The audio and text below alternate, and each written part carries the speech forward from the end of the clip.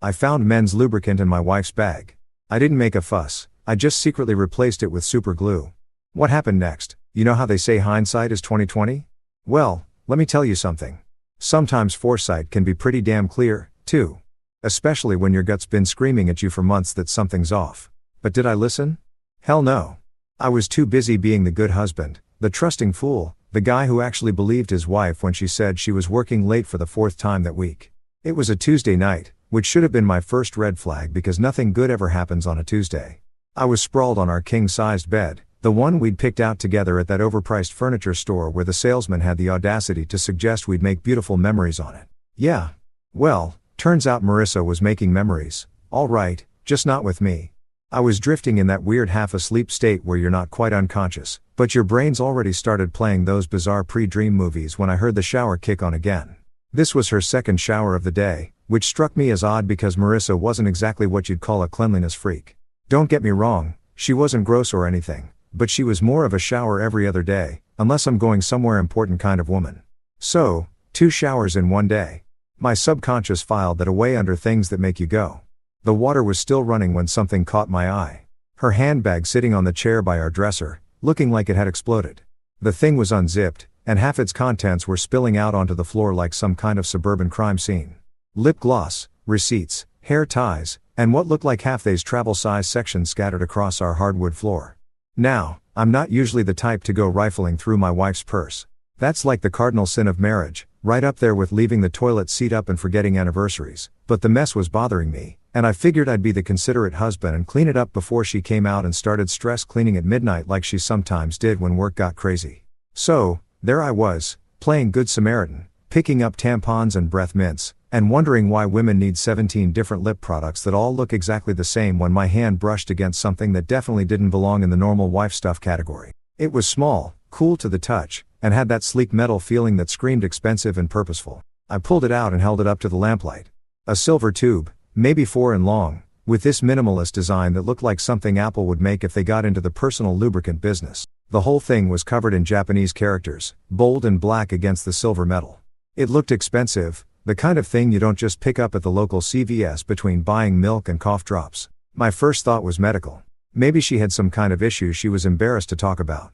Women's health stuff can be complicated, and God knows Marissa wasn't great at discussing anything that made her uncomfortable. But then again, if it was medical, why was it Japanese? And why hadn't she mentioned it? Curiosity officially killed the cat.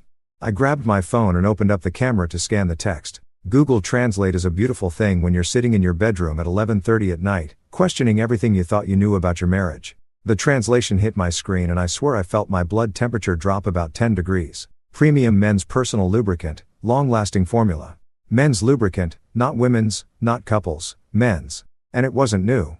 The tube was maybe half empty with that slightly worn look that comes from regular use. I turned it over in my hands, my brain trying to process what I was looking at while my gut was already 3 steps ahead. Screaming warnings I didn't want to hear. My wife had never bought anything like this for us. Hell, we barely used regular lubricant. And when we did, it was the basic stuff from the drugstore that came in those clinical-looking bottles. This thing looked like it cost more than our weekly grocery budget, and it sure as hell wasn't something she'd picked up for our bedroom activities. I sat there staring at this tube like it might suddenly sprout legs and explain itself. Maybe there was a logical explanation. Maybe she'd bought it as a gag gift for someone's bachelor party. Maybe it belonged to a friend who had left it in her purse by mistake. Maybe I was overthinking things because I'd been watching too many true crime documentaries lately. But then my eyes drifted over to her tablet, sitting innocently on the desk where she'd left it after working on some presentation slides earlier. The screen was still glowing, showing her home screen with all those neatly organized app folders she was so proud of.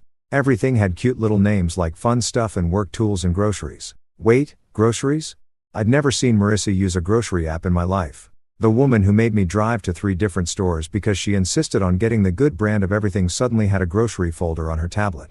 That was like finding out your vegan friend had a secret hamburger stash. My hands were shaking as I tapped on the folder. Inside was a single app I'd never seen before. Some kind of messaging platform with an icon that looked deliberately generic. My thumb hovered over it for what felt like an hour but was probably 30 seconds. This was it. This was the moment where I either found out I was being paranoid or I found out my entire life was a lie. I opened it. The chat history loaded and right there at the top was a conversation with someone named Leo. The profile picture was just a silhouette, but the messages. Jesus Christ, the messages. Can't wait to see you Thursday. Got us the usual room at the Marriott. Bring that stuff. I like the silver one. Makes everything so much better. Going to do things to you that your husband never could. I scrolled up, my vision getting blurry around the edges as weeks of messages revealed themselves. Detailed descriptions of hotel rooms, explicit photos I definitely didn't want to see, and references to that exact brand of lubricant currently sitting in my sweating palm. The timestamps were like a punch to the gut. Every late night at the office, every girl's night out, every I'm too tired tonight, honey. All of it was lies. The shower was still running and I could hear Marissa humming some pop song like she didn't have a care in the world. Like she hadn't just blown up our entire marriage with a half-empty tube of Japanese lubricant in a secret chat app hidden in a fake grocery folder. I looked at the tube again, then at the messages, then back at the tube. My hands had stopped shaking and started moving with a clarity I didn't know I possessed. I walked quietly to the kitchen, opened the junk drawer, and pulled out the tube of industrial-grade superglue I'd bought for a home repair project last month. If Marissa wanted to play games with expensive foreign lubricants, then by God, I was going to give her an experience she'd never forget. The shower finally stopped. You know that feeling when you're watching a horror movie and you want to scream at the dumb blonde not to go into the basement? Well, imagine being the dumb blonde. Except instead of a basement, it's your own marriage. And instead of a serial killer, it's your cheating wife who's about to get the surprise of her lifetime. I just finished my little arts and crafts project in the kitchen. Let's call it Extreme Home Makeover Lubricant Edition. When I heard the bathroom door open, the sound of bare feet padding across our hardwood floors made my heart race, but not in the romantic way it used to. More like the I'm about to watch my life implode in real-time way. I scrambled back to bed, clutching that doctored tube of Japanese love juice like it was the holy grail of marital revenge. My hands were steadier now, which was weird because you'd think discovering your wife's secret affair would make you shakier, not calmer. But there's something about having a plan, even a completely insane plan, that brings a certain zen-like focus to a man's soul. Marissa emerged from the bathroom like she was auditioning for a shampoo commercial, all wrapped up in that fluffy white towel I'd bought her for Christmas 2 years ago. The same towel that used to make my pulse quicken when it accidentally dropped during her post-shower routine. Now it just looked like a costume she was wearing to play the role of faithful wife. "Hey babe," she said, and I swear her voice had that fake sweet quality that women use when they're trying to cover up something. You know the tone? The same one they use when they've accidentally spent $300 at Target but only went in for laundry detergent. "You look tired. Tired lady. I just found out my entire marriage is a sham and you think I look tired?" I wanted to laugh, but instead I just nodded and made some non-committal grunt that could have meant anything from, "Yeah, long day do I know you're screwing some guy named Leo." She patted over to the kitchen. Our kitchen in our house that we bought together when we still believed in things like forever until death do us part. I could hear her moving around, opening cabinets, running the faucet. The domestic sounds of a woman who was probably planning her next rent-view while pretending to be a caring wife. A few minutes later, she came back with a tall glass of milk, holding it out to me like it was some kind of peace offering. "Here, drink this," she said, settling onto the edge of the bed. "It'll help you sleep better. You've got that early morning meeting tomorrow, right?" And there it was, the early morning meeting, the one I'd mentioned casually over dinner, the one she'd filed away in her cheating little brain as the perfect opportunity for another late-night adventure. Because nothing says devoted spouse like drugging your husband so you can sneak out for some extracurricular activities. I took the glass, studying her face in the dim light. She looked so sincere, so concerned about my sleep schedule. If I didn't know better, I'd think she actually gave a damn about my well-being. But I did know better now, didn't I? "Thanks, honey," I said, taking a small sip. It tasted normal, but then again, I wasn't exactly an expert on what sleeping pills tasted like in milk. Could have been Ambient, could have been Benadryl, could have been nothing at all. But the fact that she was suddenly so concerned about my sleep when she'd never given two craps about my insomnia before. Yeah, that was suspicious as hell. I made a show of drinking about half the glass, then set it on my nightstand with a grateful smile. "You're the best, baby. I love you." The words felt like ash in my mouth, but her face lit up with what looked like genuine affection.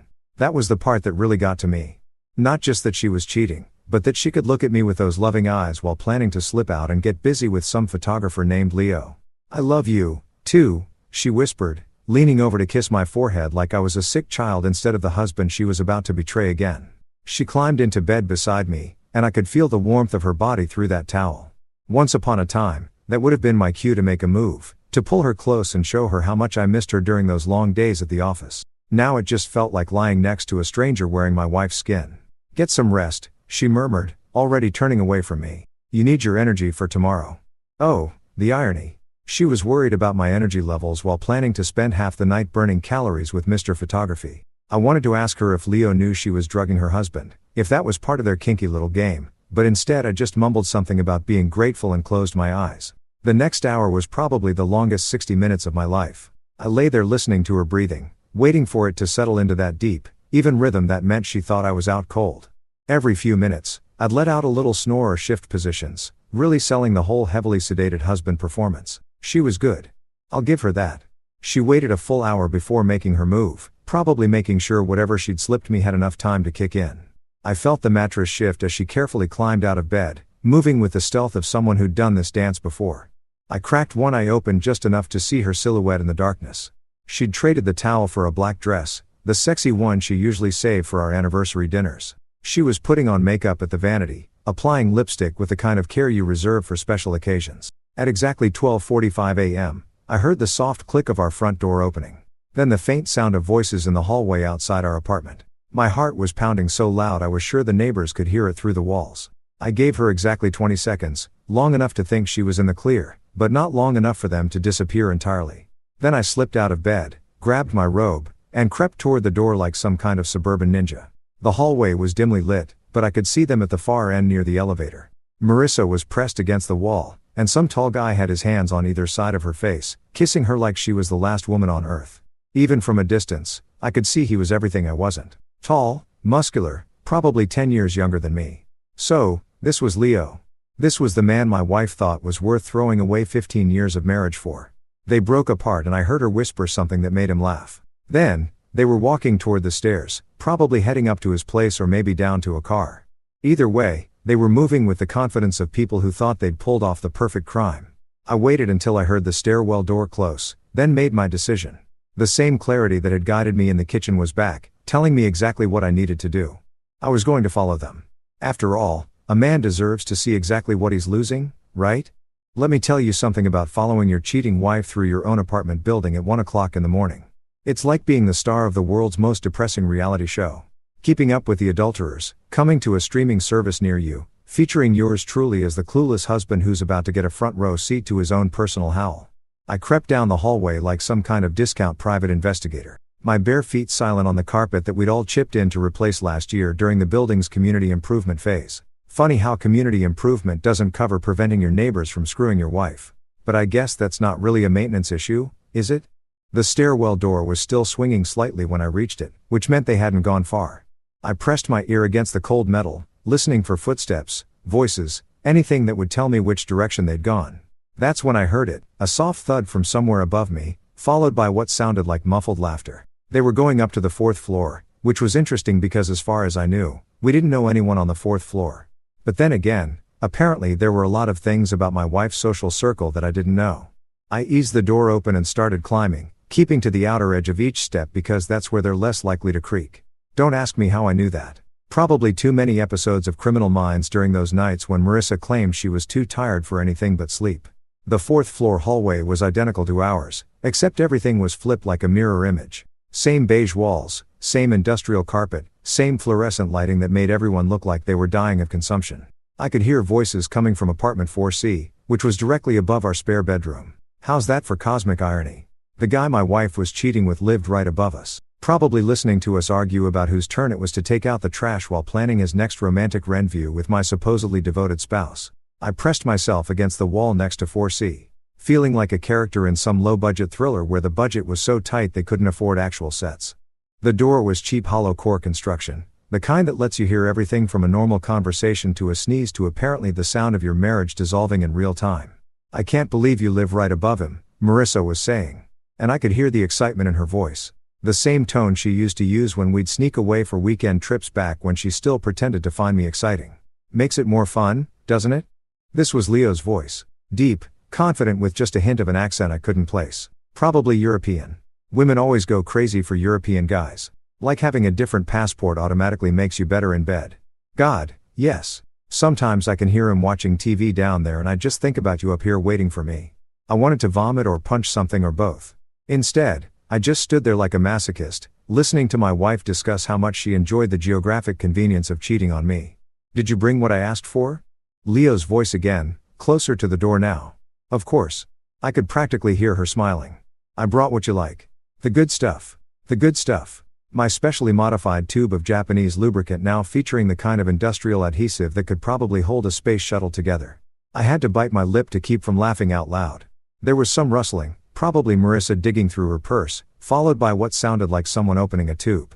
My heart was pounding so hard I was sure they could hear it through the wall. Perfect. Leo said, "You know how much I love it when you come prepared." "Oh, buddy," I thought. "You have no idea how prepared she is tonight."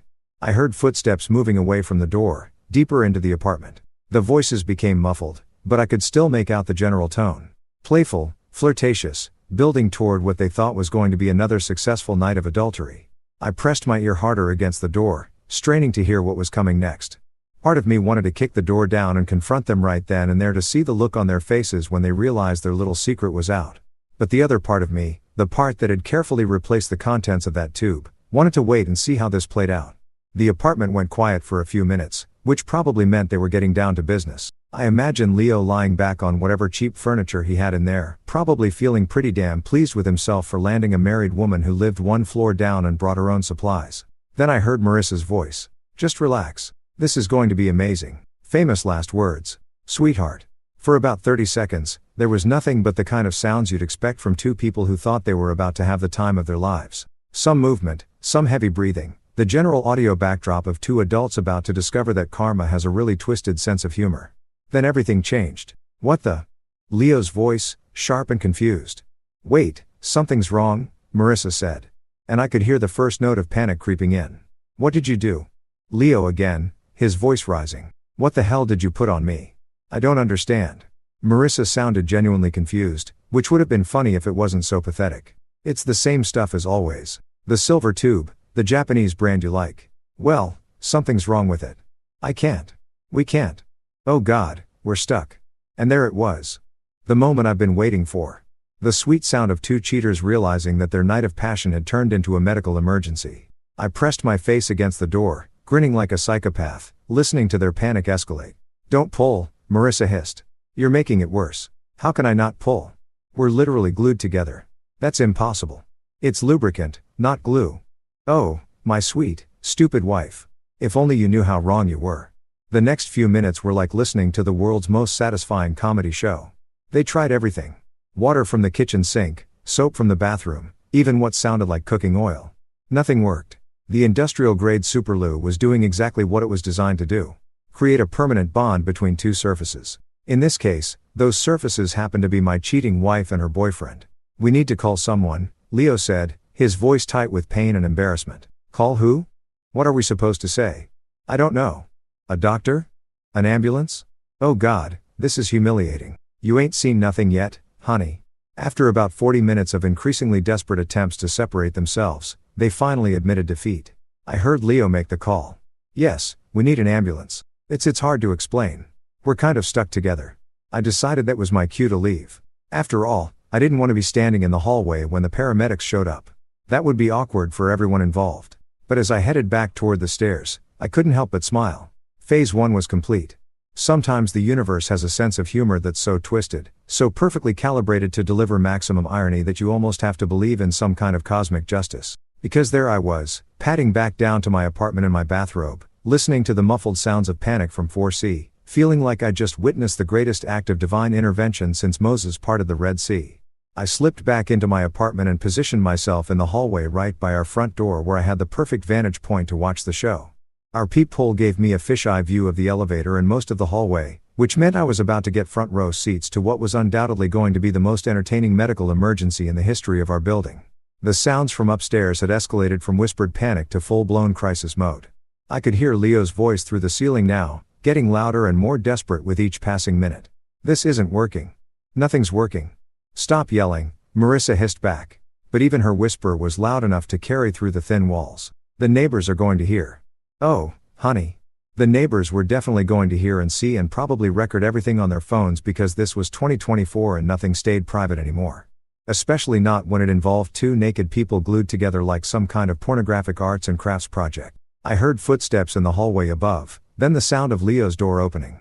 "Yes, we called about an emergency." His voice was strained, talking to someone on his phone. "We're on the 4th floor, apartment 4C. And please be discreet. Discreet, right? Because there's a discreet way to handle two adults who've managed to superglue themselves together during an extramarital affair. This was going to be about as discreet as a fireworks show in a library. About 10 minutes later, I heard the elevator ding, followed by the sound of heavy footsteps and equipment being wheeled down the hallway. The paramedics had arrived, and they were not traveling light. I could hear multiple voices now, all trying to maintain that professional medical calm that healthcare workers use when they're dealing with something completely ridiculous. So, if I understand correctly, one of the paramedics was saying, his voice carrying easily through the cheap construction, "You two are attached." "It was an accident," Leo said quickly. "Some kind of reaction with the product we were using." "Product? That's what we're calling it now. Not the lubricant I was using to cheat on my wife. Just product, like they were testing out a new kind of shampoo and had an unexpected allergic reaction." "What kind of product?" the paramedic asked. And I could hear the barely suppressed amusement in his voice. These guys had probably seen everything, but this was definitely going to be a story they told at the bar for years to come. "Personal lubricant," Marissa said, her voice so quiet, I almost couldn't hear it. "It's a Japanese brand. We've used it before without any problems." "Ma'am, I need you to speak up, and I'm going to need to see the packaging if you still have it." There was some rustling, then Leo's voice. "Here it is. But I don't understand what went wrong. This has never happened before." I wished I could see the paramedic's face when he examined my handiwork. The tube looked completely normal from the outside. Same silver casing, same Japanese lettering, same professional packaging. It was only the contents that had been upgraded from love potion to permanent adhesive. "Sir, I hate to break it to you, but this isn't lubricant anymore. This is industrial adhesive. Someone's replaced the contents." The silence that followed was absolutely delicious. I could practically hear the gears turning in their heads as they tried to process what they'd just been told. Someone had sabotaged their affair supplies. But who and how and why? "That's impossible," Leo said finally. The tube was sealed. It came straight from Marissa's purse. "Well, unless you two decided to experiment with construction materials tonight, someone definitely tampered with this. The question is, who had access to it?" Oh, the delicious irony. They were literally stuck together, unable to move while trying to figure out who could have possibly known about their little secret. I almost felt bad for them, almost. "We need to get you to the hospital," the paramedic continued. "This kind of adhesive isn't going to come apart on its own, and we're going to need some specialized equipment to separate you safely. Can't you just, I don't know, use some kind of solvent?" Marissa asked desperately. "Ma'am, this stuff is designed to bond metal to concrete. It's not coming off with soap and water. We're going to need to be very careful here to avoid causing permanent damage." Permanent damage. Those words hung in the air like a death sentence. I wondered if either of them was thinking about the metaphorical permanent damage they'd already caused, or if they were too focused on the literal permanent damage they might be facing. "How are we going to get them downstairs?" another voice asked. "They can't exactly walk to the elevator like this. We're going to have to use a stretcher and transport them together. It's going to be awkward." Awkward was putting it mildly. I was imagining the logistics of getting two grown adults who were stuck together in the most intimate possible way down 4 flights of stairs and into an ambulance. This was going to require some serious creative problem solving. "I need both of you to try to stay as still as possible." The lead paramedic said any movement could make the situation worse. "We're going to cover you with a sheet and get you onto a stretcher, then transport you to the emergency room." "What about privacy?" Leo asked. "There are going to be people in the hallway, neighbors with cameras." "Sir, I understand your concern, but right now our priority is getting you medical attention. Privacy as well, it's going to be challenging under the circumstances." I heard more movement upstairs. The sound of equipment being positioned and the general bustle of medical professionals trying to figure out how to handle a situation that definitely hadn't been covered in their training manual. Then came the moment I'd been waiting for, the sound of Leo's apartment door opening, followed by multiple sets of footsteps in the hallway above. They were bringing them out. I positioned myself at my peephole, ready for the show of a lifetime. This was better than pay-per-view, better than any reality TV show, better than Christmas morning. This was justice served cold and with a side of public humiliation. The elevator dinged and I heard the mechanical whir of the stretcher being wheeled out. Through my peephole, I could see the paramedics maneuvering something large and sheet-covered toward the elevator. The sheet wasn't quite big enough to cover everything, and I caught a glimpse of 2 sets of legs at very odd angles. Behind them came a small crowd of neighbors who'd been drawn out by the commotion. Mrs. Patterson from 3B had her phone out. Naturally, the college kids from 2A were trying to look nonchalant while obviously recording everything. Even cranky Mr. Henderson from the first floor had emerged from his cave to see what all the fuss was about. The elevator doors closed and the building fell silent except for the excited chatter of neighbors discussing what they just witnessed. I waited another few minutes, Then cracked my door open and stepped into the hallway. Crazy night, huh? Mrs. Patterson said, still clutching her phone. Did you see what happened? I shook my head, putting on my best confused neighbor expression. I heard the sirens, but I was asleep. What's going on? Two people got stuck together somehow, she said, her eyes bright with gossip. Had to take them both to the hospital on the same stretcher. Stuck together? How? Well, she leaned in conspiratorially. From what I heard, they were, intimate and something went wrong with some kind of product they were using. I made appropriate shocked noises and headed back inside where I poured myself a very large, very well-deserved glass of scotch. Phase 2 was complete.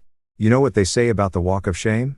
Well, apparently when you've been surgically separated from your affair partner after being super glued together, like some kind of perverted science experiment, it's less of a walk and more of a shuffle.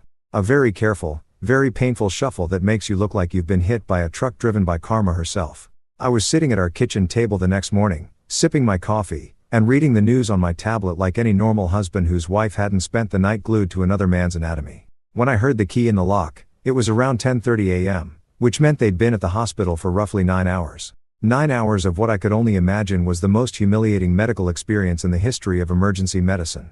The door opened slowly, like whoever was on the other side was afraid of what they might find.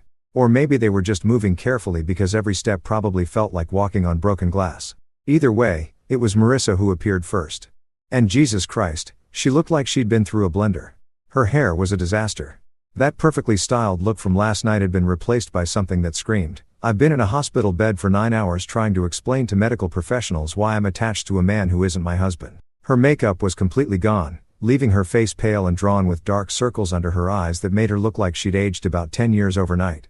But it was the way she was moving that really sold the whole I've made some very poor life choices aesthetic. She was shuffling like each step was agony. Her legs slightly apart in a way that suggested sitting down was going to be an adventure for the foreseeable future. Her dress, that sexy black number she'd put on to seduce Leo, was wrinkled and stained with what looked like hospital-grade antiseptic. Morning, honey, I said, not looking up from my tablet. How was your night? You came in pretty late. She froze in the doorway like a deer caught in headlights, probably trying to remember whatever story she'd prepared during the ambulance ride. There was an emergency at work. A client crisis. I had to stay late to handle it. An emergency. A client crisis. Well, she wasn't wrong. There had definitely been an emergency, and it had definitely created a crisis, just not the kind she was implying. That sucks, I said, finally looking up with my best concerned husband expression. You look exhausted. And are you walking funny? Did you hurt yourself? The look on her face was priceless. Here she was trying to maintain the illusion that she'd spent the night dealing with spreadsheets and conference calls while simultaneously trying to explain why she looked like she'd been in a medieval torture device. I fell at the office down some stairs, twisted my back, fell down some stairs. Right. That was definitely one way to describe being surgically separated from your lover after a superglue incident. I had to admire her creativity, even if her execution was lacking. Oh no. Did you go to the hospital? You should probably get that checked out. I did, she said quickly. I went to urgent care. They said it was just a strain. Gave me some medication for the pain. She was limping toward the bedroom now, probably desperate to get out of that dress and into something that didn't smell like medical disinfectant and poor decisions. But before she could escape, there was another knock at the door. I got up to answer it, even though I had a pretty good idea who it was going to be. Sure enough, there was Leo, looking like he'd gone 12 rounds with a heavyweight boxer who specialized in hitting people in the crotch. He was tall.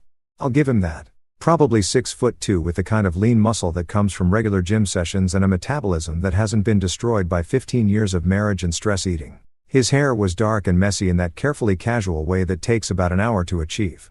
And under normal circumstances, he probably would have been what most women would call handsome. These were not normal circumstances. His jeans were unbuttoned at the top, hanging loose around his waist, like he couldn't bear to have anything touching his skin down there. He was moving with the same careful shuffle as Marissa, and his face had that grayish pore that comes from spending all night in fluorescent lighting while medical professionals discuss your genitals in clinical terms. Hi, he said, his voice. Is Marissa here? We need to talk about what happened last night. What happened last night? Like it was some kind of natural disaster that had befallen them rather than the predictable result of adultery meeting industrial adhesive. Sure, come on in, I said, stepping aside with a friendly smile. Marissa just got back from work. She had some kind of emergency that kept her out all night. Leo's eyes widened slightly, and I saw him glance toward the bedroom where Marissa had disappeared. He was probably wondering if she'd already spun some elaborate cover story, and if so, what version he was supposed to stick to. Right, he said slowly. The work emergency. You know how it is, I continued, closing the door behind him. Crisis management, damage control, trying to fix things that have gone completely wrong. Sometimes these situations require very delicate handling. I was laying it on thick, but I couldn't help myself. The guy was standing in my living room, probably still feeling the effects of whatever industrial solvent they'd used to separate him from my wife. And he had no idea that I knew exactly what kind of emergency had kept them both busy all night. Marissa emerged from the bedroom wearing sweatpants and an oversized t-shirt. The kind of outfit that screamed, "I am not okay and I don't want anything touching my body right now." When she saw Leo standing in our living room, her face went through about 17 different expressions in the span of 2 seconds. "Leo," she said, her voice carefully controlled. "What are you doing here? We need to discuss the situation from last night." They were both speaking in code, trying to have a conversation about their medical emergency without actually saying anything that might tip me off. It was like watching two people try to discuss a bank robbery using only words you'd find in a children's book. "Maybe you should sit down," I suggested helpfully. "You both look like you're in pain." The look they exchanged was pure panic. Sitting down was obviously not on the agenda for either of them, which meant the hospital visit had been even more traumatic than I'd imagined. "Actually, I think I need to lie down," Marissa said quickly. "The pain medication is making me dizzy and I should probably get going," Leo added. "I just wanted to make sure you were okay." "Of course she's okay," I said, putting my arm around Marissa's shoulders. She winced when I touched her, but tried to play it off as fatigue. "My wife is tough. She can handle anything life throws at her." Leo nodded awkwardly and headed for the door, moving like a cowboy who'd spent too many hours in the saddle. I'll call you later." "About the project?" "Sure," Marissa said weakly. "The project." After he left, Marissa collapsed onto the couch with a groan that she tried to disguise as a yawn. "I think I'm coming down with something," she said. "Maybe you should sleep in the guest room tonight. I don't want you to catch whatever I have." Oh, I was pretty sure what she had wasn't contagious. Unless stupidity and adultery were communicable diseases, which, come to think of it, might explain a lot about human behavior. "Of course, honey," I said, bringing her a glass of water. "You just rest. I'll take care of everything," and I would. Starting with planning phase 3. They say revenge is a dish best served cold, but I've always been more of a serve it blazing hot with a side of public humiliation kind of guy. Besides, when your cheating wife is already walking like she's been kicked by a mule, why not add a little spice to her recovery process? I spent the rest of that afternoon playing the role of devoted husband with the kind of Oscar-worthy performance that would have made Meryl Streep weep with envy. I brought Marissa pillows, adjusted the thermostat, asked if she needed anything every 20 minutes, and generally behaved like a man whose biggest concern was his wife's mysterious work-related injury. She was milking it for all it was worth. Of course, every movement was accompanied by a was. Every position change required a dramatic intake of breath. And she developed this pathetic little whimper that she deployed whenever she thought I wasn't looking directly at her. It was like watching a one-woman production of The Suffering Wife performed by someone who'd never actually experienced real suffering, but had watched a lot of soap operas. "I think I need to eat something," she said around 4 p.m., speaking from her position on the couch where she'd been arranged like some kind of wounded princess. "But my stomach is really sensitive right now. Maybe something light." Oh, her stomach was sensitive. How interesting. I wondered if that had anything to do with the stress of spending 9 hours in a hospital explaining to medical professionals why she was anatomically connected to a man who wasn't her husband, or if it was just a side effect of whatever painkillers they'd given her. "Of course, baby," I said, already heading toward the kitchen. "I'll make something special. You just rest." Something special indeed. I'd been planning this meal since she'd shuffled through our front door, looking like a walking advertisement for the consequences of adultery. It was going to be a symphony of spice, a carefully orchestrated assault on her already compromised digestive system. I started with lamb skewers, but these weren't your garden variety barbecue fare. I marinated the meat in a blend that would have made a jalapeno pepper file a restraining order. Ghost pepper powder, Carolina Reaper flakes, habanero sauce, and enough sea to strip paint. Then I added some Thai bird's eye chilies for texture and a generous helping of wasabi paste because why the hell not? While the lamb was absorbing its payload of thermal warfare, I moved on to the garlic prawns. Now, I love garlic as much as the next guy, but this was garlic with a purpose. I used about 10 cloves where a normal recipe would call for 2. Then added garlic powder, garlic salt, and some black garlic I'd been saving for a special occasion. The prawns were swimming in enough garlic to ward off every vampire in a 5-state radius. But the piece to resistance was the chili crab. I'd ordered it from that Singaporean place downtown, The one that advertises their authentic volcanic heat and makes you sign a waiver before they'll serve you their spiciest dishes. This wasn't just food. This was a weaponized dining experience that came with its own fire extinguisher. "Smells amazing in there," Marissa called from the living room, her voice still carrying that pathetic wounded quality. "What are you making?" "Just some of your favorites," I called back, grinning as I arranged everything on a platter that looked like it belonged in a 5-star restaurant. "I know you've been stressed lately, so I wanted to do something special." "Stressed?" "Right. Nothing quite like being surgically separated from your lover to really ramp up those stress levels." I brought the feast out on a tray complete with cloth napkins and our good silverware. The presentation was beautiful restaurant quality plating that disguised the fact that I'd essentially created a meal designed to torture someone with compromised internal geography. "Oh wow," Marissa said, struggling to sit up straighter on the couch. "This looks incredible. You really didn't have to go to all this trouble." "No trouble at all," I assured her, settling the tray on the coffee table within easy reach. "I know how much you love spicy food. And after the night you've had, I figured you could use some comfort food." That was the beauty of my plan. Marissa did love spicy food. Under normal circumstances, she could handle heat that would send most people running for milk. But these weren't normal circumstances, were they? Her entire digestive system was probably already in revolt from stress, painkillers, and whatever hospital food they'd forced on her during her extended stay in medical hell. She took her first bite of the lamb, and I watched her face like a hawk studying a field mouse. For a split second, her expression was pure appreciation. The meat was perfectly cooked. The flavors were complex and well balanced, and under any other circumstances, it would have been a genuinely excellent meal. Then the heat hit. It started as a slight widening of her eyes, followed by a pause in her chewing, then a very careful swallow that suggested she was already regretting her life choices. But she was committed now, trapped by the need to maintain her everything is fine facade. "This is really good," she said, reaching for her water glass with movements that were just a little too quick to be casual. "Very flavorful." Flavorful, that was one way to put it. She gamely worked her way through the prawns, each bite requiring more water and longer pauses. The garlic was doing its job. I could see beads of sweat forming on her forehead despite the fact that our apartment was kept at a comfortable 72 degrees. But it was the chili crab that really sealed the deal. She took one bite and I watched her entire body tense like she'd been hit with a cattle prod. Her face went red, then white, then an interesting shade of green that I'd never seen on a human being before. She started, then stopped. Probably because speaking required breathing, and breathing was currently not her friend. "More water?"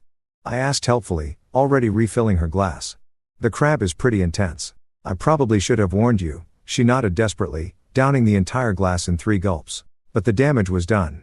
I could practically see the heat working its way through her system, adding insult to injury in places that were already tender from her medical adventure. "Maybe I should lie down," she said weakly.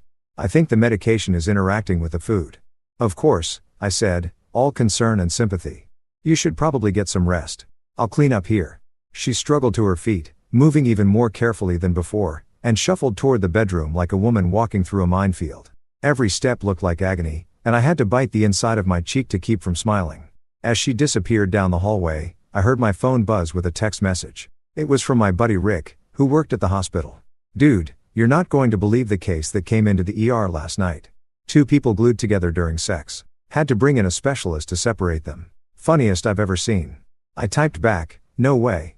That's crazy. Are they okay?" "Physically, they'll be fine eventually, but the guy developed an infection at the separation site. Had to admit him for 4 antibiotics. The woman went home, but she's going to be uncomfortable for a while." An infection. Leo's situation had gotten worse, which meant phase 3 was going to be even more effective than I'd planned. I finished cleaning up the kitchen, then prepared my next surprise. Hidden in our medicine cabinet behind the aspirin and band-aids was a tube of recovery ointment that Marissa would probably need for the next few days. It was a perfectly innocent-looking product designed to soothe irritated skin and promote healing. It was also about to be replaced with something that would turn her recovery process into a whole new level of hell. I unscrewed the cap and emptied the contents into the sink. Then refilled the tube with capsaicin cream, the stuff they use to treat arthritis pain, the same active ingredient that makes pepper spray so effective. It looked identical to the original ointment. Same color, same consistency. But when Marissa applied it to her Tinder areas tomorrow morning, she was going to discover that some mistakes have consequences that just keep on giving. I put the tube back exactly where I'd found it and headed to bed. Phase 3 was locked and loaded. You know that moment in horror movies when the victim finally realizes they're not dealing with a random accident, but with someone who's been planning their demise all along? Well, I got to witness that exact moment in real time. And let me tell you, It was more satisfying than a perfectly aged scotch on a cold winter night. It started around 6 a.m. with a scream that could have woken the dead. Not just any scream. This was the kind of primal, gut-wrenching shriek that comes from someone who's just discovered that their day is about to go from bad to please kill me now. It came from our bathroom, followed immediately by what sounded like someone trying to put out a fire with their bare hands. I was already awake, of course, had been for about an hour, lying in our guest bed, listening for the exact moment when Marissa would apply what she thought was soothing recovery ointment to her already traumatized anatomy. The anticipation had been killing me, like waiting for the finale of the world's most twisted reality show. Jesus Christ, she screamed, and I heard something crash in the bathroom. Probably the tube of ointment hitting the tile floor as she realized that what was supposed to heal her was instead setting her on fire from the inside out. I gave it exactly 10 seconds, long enough for the capsaicin to really get to work, but not so long that she'd start to suspect I wasn't coming to help. Before I jumped out of bed and ran toward the bathroom like the concerned husband I was pretending to be. Marissa, what's wrong? I called through the door, which was locked. Smart woman. She developed trust issues about people seeing her in vulnerable positions. Wonder why that might be. Something's wrong with the medicine. She gasped between what sounded like hyperventilating. It's burning. Oh God, it's burning. What medicine? The ointment from the hospital. Yes. No, I don't know. Make it stop. I could hear water running, which meant she was probably trying to rinse off the cream. Unfortunately for her, capsaicin is oil-based, which means water just spreads it around. It's like trying to put out a grease fire with a garden hose. You're just making the problem worse. Honey, open the door. Let me help you. The lock clicked and the door swung open to reveal a scene that would have been hilarious if it wasn't so perfectly orchestrated. Marissa was bent over the sink, splashing water on herself with the desperation of someone trying to escape hell. Her face was red and streaked with tears. Her hair was soaked. And she was making these little whimpering sounds that would have tugged at my heartstrings if I still had any where she was concerned. I can't make it stop, she sobbed. The burning won't stop. Something's wrong with that tube. I looked at the fallen tube on the floor, my handiwork scattered across the bathroom tiles. That's weird, I said, picking it up and examining it like I'd never seen it before. This is the same brand you always use, isn't it? I don't know. Maybe they changed the formula. Maybe it's expired. I don't care what it is. Just make it stop. The beauty of capsaicin is that it doesn't just burn.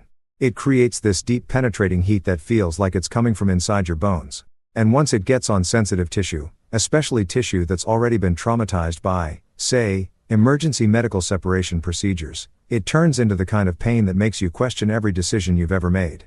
We need to get you to the hospital, I said, wrapping a towel around her shaking shoulders. This isn't normal. You might be having some kind of allergic reaction. I can't go back there, she whispered. Not again. Not after last night. Ah, there it was. The admission that last night had been something more than a work emergency. She was so focused on the burning sensation between her legs that she'd let her guard down and revealed that she had reasons to avoid the hospital beyond simple embarrassment. Honey, this is serious. You're in real pain and I'm worried about infection or complications from your fall yesterday. Her fall, right? We were still maintaining that fiction even though she was currently experiencing what felt like napalm being applied to her most intimate areas. I can't, she said again, but I could see the resolve cracking. The pain was winning the battle against her pride, which was exactly what I'd been counting on. Look at me, I said, taking her face in my hands with all the tenderness of a devoted husband. I love you. I'm not going to let anything happen to you, but this isn't something we can handle at home. The drive to the hospital was a symphony of suffering. Marissa couldn't sit properly in the passenger seat. She was half lying, half crouching, trying to find a position that didn't make the burning worse. Every bump in the road sent her into fresh waves of agony. And she was gripping the door handle so hard I thought she might rip it off. How did this happen? She kept asking. How did this happen? If only she knew the answer to that question. If only she understood that every moment of pain she was experiencing was a direct result of choices she'd made, lies she'd told, and trust she'd broken.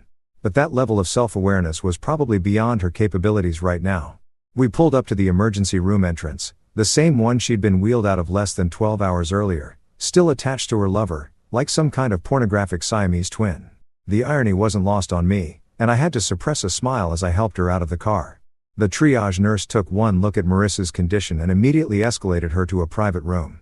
Being a repeat customer definitely had its advantages, especially when your previous visit involved being surgically separated from someone who wasn't your spouse. Dr. Martinez, The same physician who'd overseen the separation procedure walked in with an expression that suggested he was either having the strangest week of his medical career or he'd entered some kind of alternate universe where people's sex lives had declared war on basic anatomy. "Mrs. Thompson," he said, consulting his chart. "Back so soon, what seems to be the problem?" Marissa tried to explain about the ointment, the burning, the reaction she was having. Dr. Martinez listened with the kind of professional patience that comes from years of dealing with medical mysteries, but I could see the concern growing in his eyes as he examined her. "This level of inflammation is severe," he said finally. "The tissue damage from yesterday's procedure, combined with what appears to be a chemical burn, has created a potentially serious situation." "Chemical burn?" Those words hung in the air like a death sentence. "Are you certain about the ointment you used?" he asked. "Because this reaction is consistent with exposure to capsaicin or a similar irritant." Marissa looked confused, which was understandable since she had no idea that her loving husband had been conducting chemistry experiments with her recovery supplies. "I used the same tube I always use," she said weakly. "But something was wrong with it." Dr. Martinez nodded thoughtfully. "Given the extent of the damage and the risk of infection, I'm going to recommend surgical intervention. We need to remove the affected tissue before necrosis sets in." Necrosis. That was a word that commanded attention. It meant tissue death, permanent damage, the kind of consequences that don't just heal with time and good intentions. "Surgery?" Marissa's voice was barely a whisper. "I'm afraid so. The combination of yesterday's trauma and today's chemical exposure has created a situation where conservative treatment isn't going to be sufficient. We need to excise the damaged tissue and give you the best chance for proper healing." I squeezed her hand supportively. "Whatever you think is best, doctor, we just want her to be okay." The consent forms were brought in, and I watched Marissa sign away pieces of herself with trembling hands. She was crying now, not just from the physical pain, but from the dawning realization that her body was going to be permanently changed by the events of the last 24 hours. "How long will the recovery take?" I asked, playing the concerned husband to perfection. "Several weeks at minimum," Dr. Martinez replied. "And there will be permanent changes. Some sensation may never return to normal." Permanent changes. Some sensation may never return to normal. I filed those phrases away for future reference, feeling a deep satisfaction that had nothing to do with the sterile hospital environment and everything to do with justice finally being served. As they wheeled Marissa toward the operating room, she grabbed my hand one last time. "I love you," she said, her voice thick with sedation and fear. "I love you, too," I replied. And for the first time in months, I actually meant it. I loved this version of her, vulnerable, consequences facing, finally paying the price for her betrayals. The surgery took 3 hours, and when Dr. Martinez came out to speak with me, his expression was grave. "We were able to remove all the damaged tissue," he said. "But the extent of the excision was more significant than we initially anticipated. She's going to need extensive follow-up care, and there will be permanent functional changes." I nodded solemnly, like a devoted husband receiving devastating news about his beloved wife. Inside, I was already planning phase 4. There's something deeply poetic about serving divorce papers to your cheating wife while she's lying in a hospital bed, hooked up to and for drip, and recovering from surgery that removed pieces of her body as a direct result of her own infidelity. It's like the universe finally decided to get involved in writing the perfect ending to a really up love story. I'd spent the morning at my lawyer's office finalizing documents that had been prepared with the kind of meticulous attention to detail that would make a Swiss watchmaker weep with envy. Every clause, every stipulation, every legal maneuver designed to ensure that Marissa walked away from our marriage with exactly what she deserved. Nothing. Well, almost nothing. She'd get to keep the medical bills. The papers were tucked neatly into a manila folder as I walked through the hospital corridors, past the rooms full of people dealing with actual accidents and legitimate medical emergency. Unlike my wife, who was currently experiencing the long-term consequences of poor decision-making and industrial-grade adhesive, room 347 was private, which I'd specifically requested and paid for out of pocket. Call it a gesture of kindness. I wanted Marissa to have privacy for what was about to be the worst conversation of her life. The kind of privacy you need when your entire world collapses and you want to scream without disturbing the other patients. She was awake when I walked in, propped up on pillows and looking like she'd aged about 15 years in the past 2 days. The surgery had gone well, according to Dr. Martinez, but recovery was going to be a long and uncomfortable process. Permanently uncomfortable in some ways. "Hey," she said weakly, attempting a smile that didn't quite reach her eyes. "I was wondering when you'd get here." The nurses said visiting hours started at 10 o'clock. Traffic was a nightmare. I lied smoothly, settling into the chair beside her bed. "How are you feeling?" "Like I got hit by a truck. Then the truck backed up and hit me again." She shifted slightly and winced. "The doctor says I'll be here for another day or 2. Then several weeks of recovery at home." Several weeks of recovery. That was optimistic. From what Dr. Martinez had told me privately, her recovery was going to involve a lot more than just taking it easy for a few weeks. We were talking about permanent changes to her anatomy, ongoing medical appointments, and the kind of complications that would serve as a daily reminder of her choices. About that, I said, pulling the manila folder from my briefcase. We need to talk. Something in my tone must have triggered her survival instincts because her expression shifted from drug-adult confusion to sharp alertness in about 2 seconds. She was suddenly very awake, very focused, and very aware that this conversation wasn't going to be about get-well-soon flowers and chicken soup. "What's that?" she asked, eyeing the folder like it might contain a bomb. "Divorce papers," I said, placing them on the rolling table beside her bed with the casual air of someone delivering a pizza. "I need you to sign them." The silence that followed was so complete, I could hear the 4 drip, counting down the seconds. 1 drop, 2 drops, 3 drops, each one marking another moment in which Marissa's brain tried to process what I just said. "What?" she finally whispered. And I have to say, her timing was perfect. The word came out just as a particularly strong dose of whatever painkiller they had her on hit her system, giving her voice this ethereal, disbelieving quality. "Divorce papers," I repeated, opening the folder and spreading the documents across the table like I was dealing cards. "Pretty straightforward stuff. You keep nothing. I get the house, the cars, the savings, the investments. Our son stays with me full time." She stared at the papers like they were written in ancient Sanskrit. "I don't understand. Why? Why now? I'm in the hospital. I just had surgery." "Well, that's kind of the point, isn't it?" I settled back in the chair, crossing my legs like we were discussing weekend plans instead of the complete destruction of her life. "See, I know about Leo. I know about the affair. I know about the hotel rooms, the messages, the silver tube of Japanese lubricant that you've been using to enhance your extracurricular activities." The color drained from her face so quickly, I thought she might pass out. Her mouth opened and closed a few times, but no sound came out. She looked like a fish gasping for air. If fish could experience existential terror. "I know you've been drugging me, so you could sneak out for your little Renview. I know about the encrypted messaging app hidden in your groceries folder. I know about Leo living right upstairs in 4C. And I know that last night's medical emergency wasn't exactly the work-related accident you claimed it was." Each revelation hit her like a physical blow. I could actually see her deflating like someone was slowly letting the air out of her entire existence. "How?" she managed to croak. "Does it matter? The point is I know. And now you're going to sign these papers, take responsibility for your choices, and get the hell out of my life." She tried to sit up straighter, which was a mistake given her current medical situation. The movement sent a wave of pain across her face that was almost worth the price of admission. "You can't do this," she said, and there was a note of desperation creeping into her voice. "Not like this. Not while I'm hurt and vulnerable." "Hurt and vulnerable." I laughed and it came out darker than I'd intended. "That's rich. You were perfectly capable of making decisions when you were sneaking around behind my back. You were perfectly capable of planning hotel meetings and applying lubricant to other men, but now that there are consequences, suddenly you're too hurt and vulnerable to face them." "It wasn't. It didn't mean anything," she said, and I could see tears starting to form in her eyes. "Leo means nothing to me. It was just physical. It was a mistake. A mistake." I let the word hang in the air between us. "You know what a mistake is, Marissa? A mistake is forgetting to pick up milk on the way home. A mistake is double booking a dinner reservation. What you did was make a series of deliberate choices over a period of months. Each one designed to betray the trust of the man who loved you." The tears were flowing freely now, and she was making those little hiccuping sounds that people make when they're trying to cry quietly. Under different circumstances, I might have felt sorry for her, but these weren't different circumstances. "Please," she whispered. "We can work through this. We can go to counseling. I'll do anything to make this right." "Anything?" I leaned forward, genuinely curious. "Would you undo the affair? Would you give me back the nights I spent alone while you were with him? Would you take back the lies, the deception, the complete destruction of everything we built together?"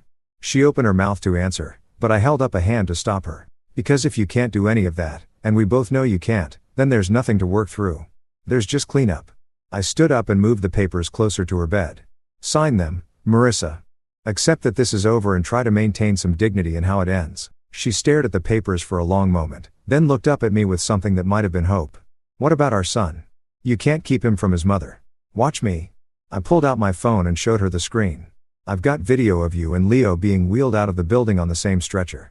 I've got screenshots of your message history. I've got documentation of your drug use. Oh, yes. I had that milk tested. Ambient, in case you're wondering." Her face went white again, but this time it was tinged with something that looked like genuine fear. Any custody battle is going to involve a lot of uncomfortable questions about your judgment, your lifestyle choices, and your fitness as a parent. Are you really sure you want to go down that road? She grabbed the papers with shaking hands and tore them in half. I'm not signing anything, she said. And for a moment, there was a flash of the old Marissa, defiant, stubborn, convinced she could fight her way out of any situation.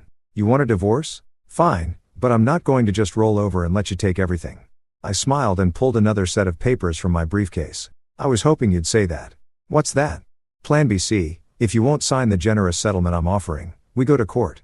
And in court, all of this becomes public record. The affair, the circumstances of your medical emergency, the drug use, everything.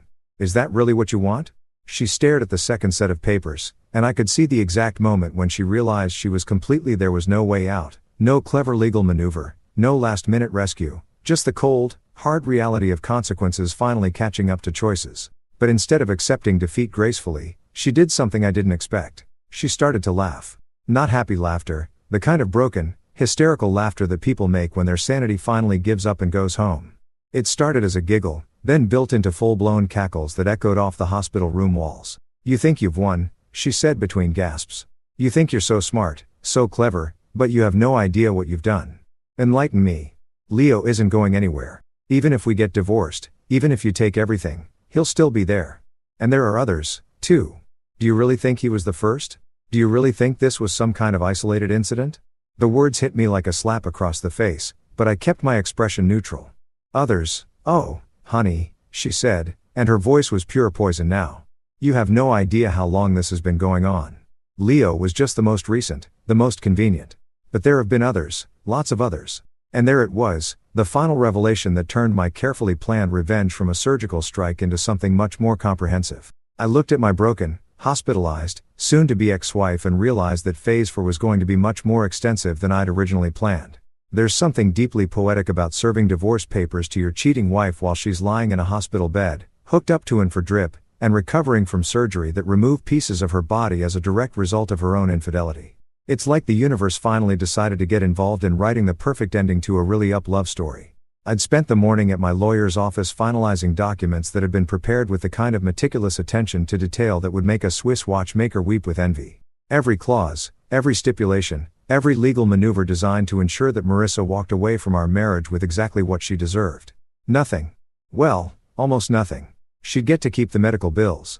The papers were tucked neatly into a manila folder as I walked through the hospital corridors, past the rooms full of people dealing with actual accidents and legitimate medical emergencies. Unlike my wife, who was currently experiencing the long-term consequences of poor decision-making and industrial-grade adhesive, room 347 was private, which I'd specifically requested and paid for out of pocket. Call it a gesture of kindness. I wanted Marissa to have privacy for what was about to be the worst conversation of her life. The kind of privacy you need when your entire world collapses and you want to scream without disturbing the other patients. She was awake when I walked in, propped up on pillows and looking like she'd aged about 15 years in the past 2 days. The surgery had gone well, according to Dr. Martinez, but recovery was going to be a long and uncomfortable process, permanently uncomfortable in some ways. Hey, she said weakly, attempting a smile that didn't quite reach her eyes. I was wondering when you'd get here. The nurses said visiting hours started at 10 o'clock. Traffic was a nightmare. I lied smoothly, settling into the chair beside her bed. How are you feeling? Like I got hit by a truck. Then the truck backed up and hit me again. She shifted slightly and winced. The doctor says I'll be here for another day or two. Then several weeks of recovery at home. Several weeks of recovery.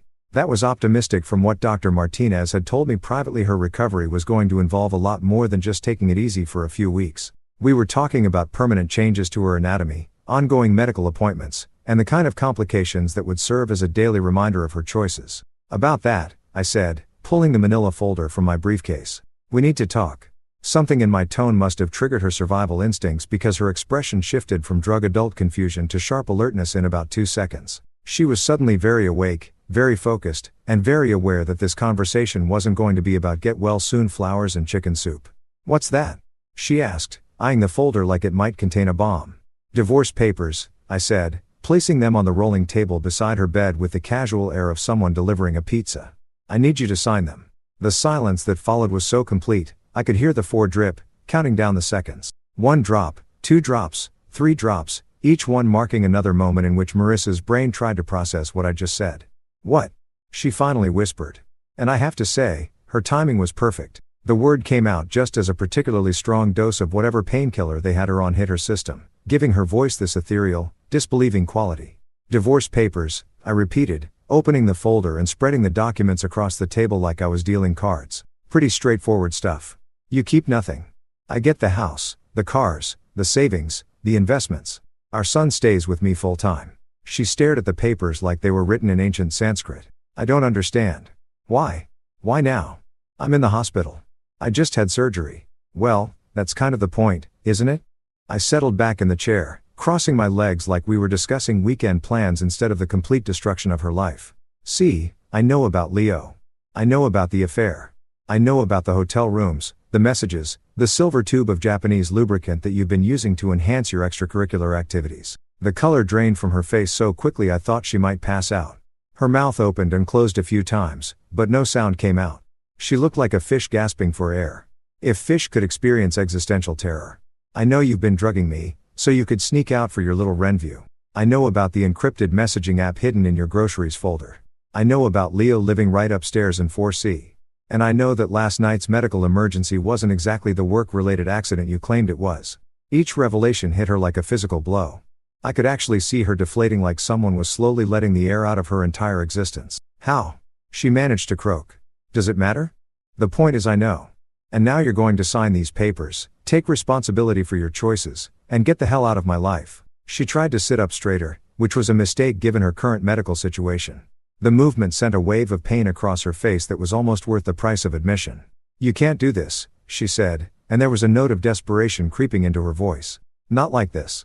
Not while I'm hurt and vulnerable. Hurt and vulnerable, I laughed and it came out darker than I'd intended. That's rich. You were perfectly capable of making decisions when you were sneaking around behind my back. You were perfectly capable of planning hotel meetings and applying lubricant to other men, but now that there are consequences, suddenly you're too hurt and vulnerable to face them. It wasn't. It didn't mean anything, she said, and I could see tears starting to form in her eyes.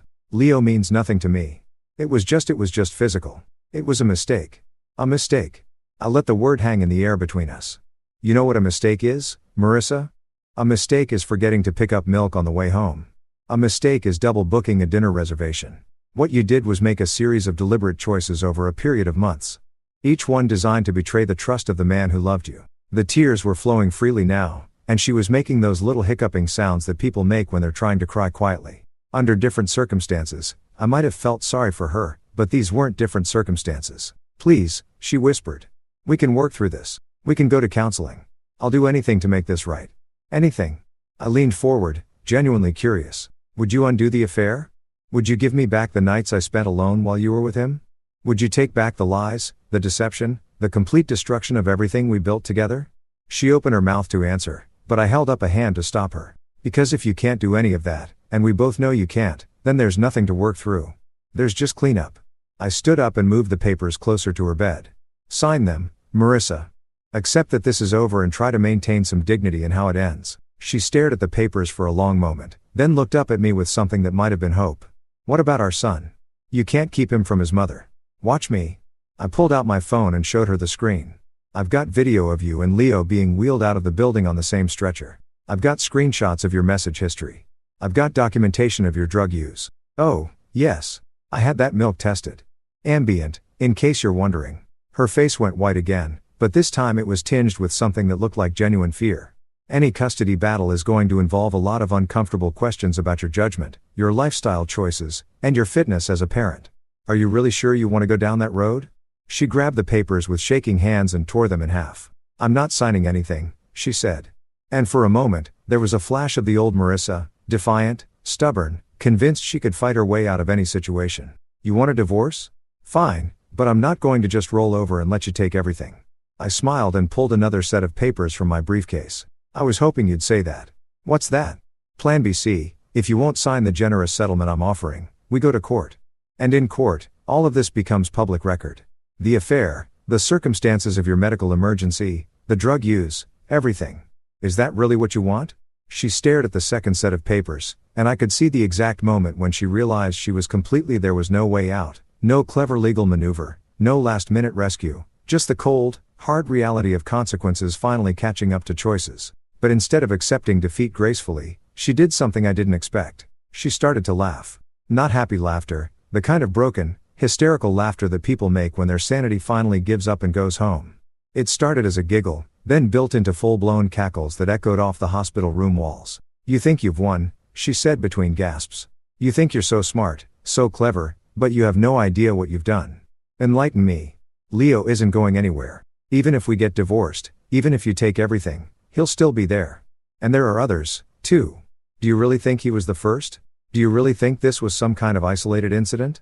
The words hit me like a slap across the face, but I kept my expression neutral. "Others? Oh, honey," she said, and her voice was pure poison now. "You have no idea how long this has been going on. Leo was just the most recent, the most convenient. But there have been others, lots of others." And there it was, the final revelation that turned my carefully planned revenge from a surgical strike into something much more comprehensive. I looked at my broken, hospitalized, soon-to-be ex-wife and realized that Phase 4 was going to be much more extensive than I'd originally planned. You know what they say about the internet never forgetting? Well, turns out that's especially true when your cheating wife and her lover get carted off to the hospital in the most humiliating position imaginable, and half your building has smartphones with HD video capability. Mrs. Patterson from 3B had really outdone herself. The woman who usually spent her time recording her cats doing mundane had somehow managed to capture the entire ambulance scene in glorious 4K detail. The video was a masterpiece of accidental cinematography. It had everything from the initial confusion of the paramedics to the moment when they realized they needed a bigger stretcher, all the way through to the final shot of Leo and Marissa being wheeled out like some kind of pornographic sculpture. The best part, you could clearly see both their faces. I'd gotten a copy from Mrs. Patterson under the pretense of wanting to make sure Marissa was okay, which she bought because I perfected the concerned husband act over the past few days. What she didn't know was that I had much bigger plans for her amateur filmmaking than just checking on my wife's well-being. Within 6 hours of getting the video, I'd created accounts on every major social media platform. TikTok, Instagram, Twitter, Facebook, Reddit, the whole digital ecosystem where shame goes to multiply like bacteria in a petri dish. The video was uploaded with carefully crafted captions that told just enough of the story to make it go viral without actually getting me sued for defamation.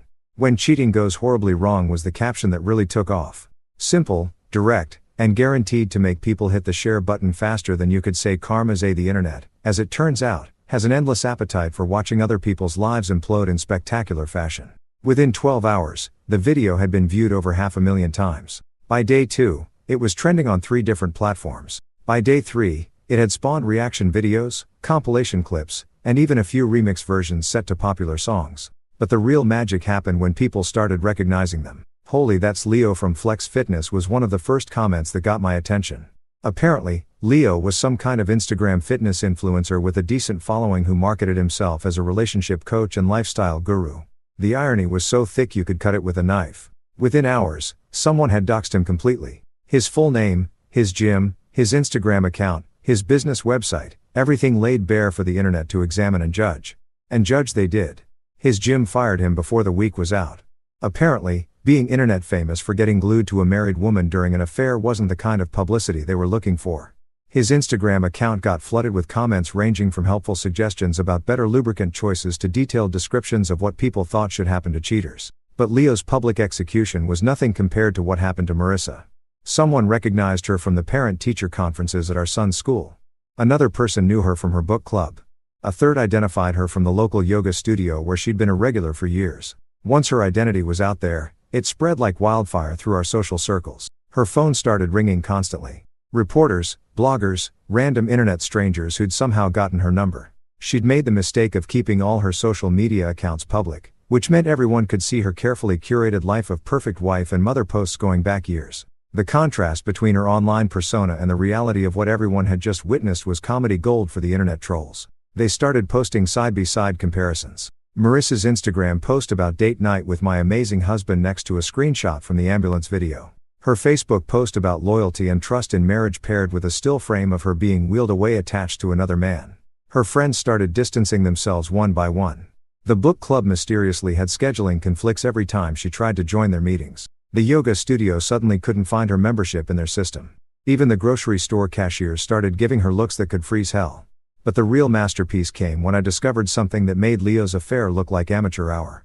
Hidden in her tablet's browsing history, I found evidence of something that made my blood run cold and my revenge plans expand exponentially. She hadn't been lying about there being others. Lots of others. There was an entire network, a private group that operated through encrypted apps and exclusive websites catering to married people looking for discreet encounters. It wasn't just casual cheating. This was organized systematic adultery with membership fees, background checks, and regular events. Marissa had been a premium member for over 3 years. 3 years.